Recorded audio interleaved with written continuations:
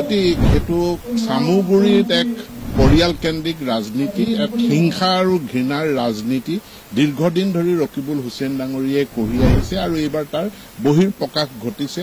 এইবাৰ তেওঁ ভেটি হেৰুৱাৰ কাৰণে আতংকিত হৈ পৰিছে আৰু তাৰ কাৰণে এনে হিংসাত্মক কাৰ্যৰ আশ্ৰয় লৈছে। এই হিংসাত্মক ঘটনা গুলীচালনাৰ দৰে ঘটনা, কাৰণ তেওঁলোকৰ হাতত তাৰমানে মাৰণাস্ত্ৰ আছে, এইটোৱে প্ৰমাণ হৈছে আৰু মাৰণাস্ত্ৰ তেওঁলোকে আমাৰ এজন বিধায়কৰ ওপৰত প্ৰয়োগ কৰিছে। এই ঘটনাক মই নিন্দা কৰিছো আৰু সমগ্ৰ অসম জুৰি ৰাইজক আহ্বান জনাইছো যে কংগ্ৰেছৰ এনে হিংসাত্মক এনে উগ্ৰবাদী কাৰ্যকলাপৰ বিৰুদ্ধে মাৰ বান্ধি থিয় দিবলৈ। গৌৰৱ গগৈয়ে যোৱাকালি এটা প্ৰসংগ উল্লেখ কৰিছে বিহালীত যে যোৰহাটৰ লেখীয়াই ফলাফল হ'ব বিহালীত। সেইটো ৰাইজে নিৰ্ধাৰণ কৰিব, সেইটো গৌৰৱ গগৈয়ে নিৰ্ধাৰণ কৰিব নোৱাৰে।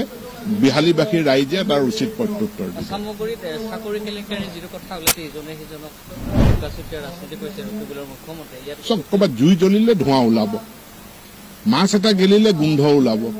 আজিলৈকে হিমন্ত বিশ্ব শৰ্মাই যিমান চাকৰি তেওঁৰ হেৰিত যিমান চাকৰি নিযুক্তি হৈছে ক'তো ধোঁৱা ওলোৱা নাই, ক'তো গোন্ধ ওলোৱা নাই। ৰাইজে জানে সকলো নিকাভাৱে হৈছে। গতিকে এইবিলাক সম্পূৰ্ণৰূপে ৰকিবুল হুছেইনৰ ভুৱা প্ৰচাৰ। তেওঁ সাপে নিজৰ ঠেংটো দেখে, গতিকে তেওঁ নিজে কৰা কিছুমান দুৰ্নীতি তেওঁ আনে কৰা বুলি